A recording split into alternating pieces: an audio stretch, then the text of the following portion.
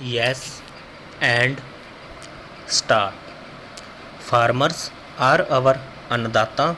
Every year under PM Kisan Samman Yojana, direct financial assistance is provided to 11.8 crore farmers, including marginal and small farmers. Crop insurance is given to 4 crore farmers under PM Fasal Bima Yojana. These, besides several other programs, are assisting Annadata in producing food for the country and the world. Electronic National Agriculture Market has integrated 1361 mandis and is providing services to 1.8 crore farmers with trading volume of rupees 3 lakh crore. The sector is poised for inclusive, balanced, higher growth and productivity. These are facilitated from farmer-centric policies, income support, coverage of risks through price and insurance support, promotion of technologies and innovations through startups. Our prosperity depends on adequately equipping and empowering the youth. The National Education Policy 2020 is ushering in transformational reforms. PM Schools for Rising India are delivering quality teaching and nurturing holistic and well-rounded individuals. The Skill India mission has trained 1.4 crore youth, upskilled and reskilled 54 lakh youth, and established 3,000 new ITIs. A large number of new institutions of higher learning have been set up in all parts of the country. PM Mudra Yojana has sanctioned 43 crore loans aggregating to rupees 22.5 lakh crore for entrepreneurial aspiration of our youth. Besides that, fund of funds, Startup India and Startup Credit Guarantee schemes are assisting our youth. They are also becoming Rozgar Data. The country is proud of our youth scaling new heights in sports.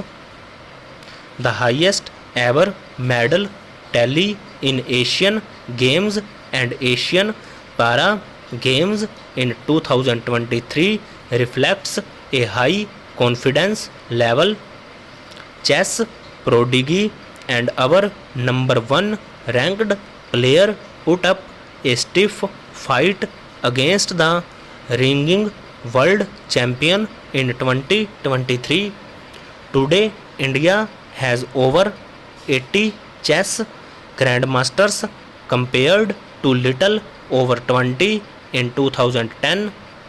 The empowerment of women through entrepreneurship, ease of living, and dignity for them has gained momentum in these 10 years.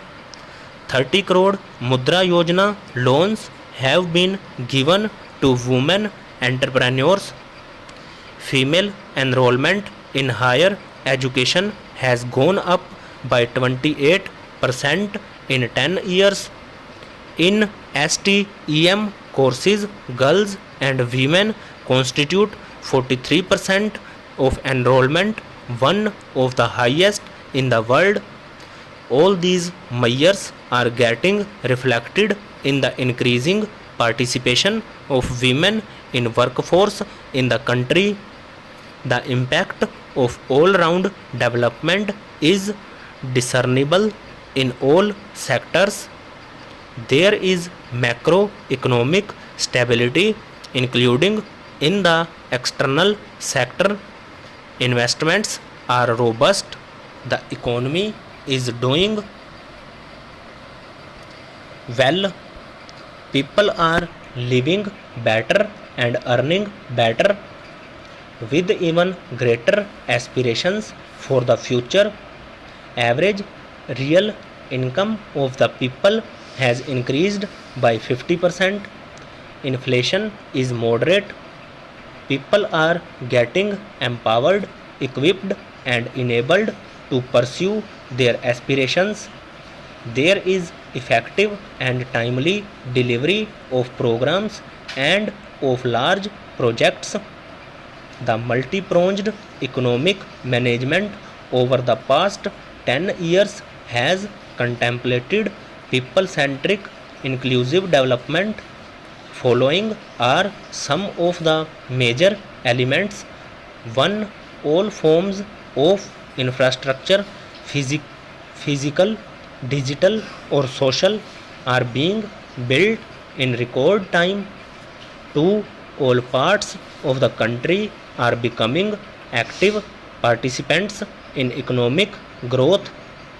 3. Digital public infrastructure, a new factor of production in the 21st century, is instrumental in formalization of the economy. 4. Goods and services tax has enabled one nation, one market, one tax. Tax reforms have led to deepening and widening of tax base. 5. Strengthening of the financial sector has helped in making savings, credit and investments more efficient. 6. GIFT, IFSC and the Unified Regulatory Authority IFSCA are creating a robust gateway for global capital and financial services for the economy. Lastly, proactive inflation management has helped keep inflation within the policy band. Geopolitically, global affairs are becoming more complex and challenging with wars and conflicts. Globalization is being redefined with reshoring and friendshoring, disruption and fragmentation of supply chains, and competition for critical minerals and technologies. A new world order is emerging after the COVID pandemic. India assumed G20 presidency during very difficult times for the world. The global economy was going through high inflation, high interest rates, low growth, very high public debt, low trade growth, and climate challenges. The pandemic had led to a crisis of food, fertilizer, fuel, and finances for the world. While India successfully navigated its way, the country showed the way forward and built consensus on solutions for those global problems. The recently announced India Middle East Europe Economic Corridor is a strategic and economic game changer for India and others. In the words of Honorable Prime Minister, the corridor will become the basis of world trade and for hundreds of years to come, and history will remember that this corridor was initiated on Indian soil. Our vision for Viksit Bharat is that of prosperous Bharat in harmony with nature, with modern infrastructure and providing opportunities for all citizens and all regions to reach their potential for the growth in all the fields of life here over.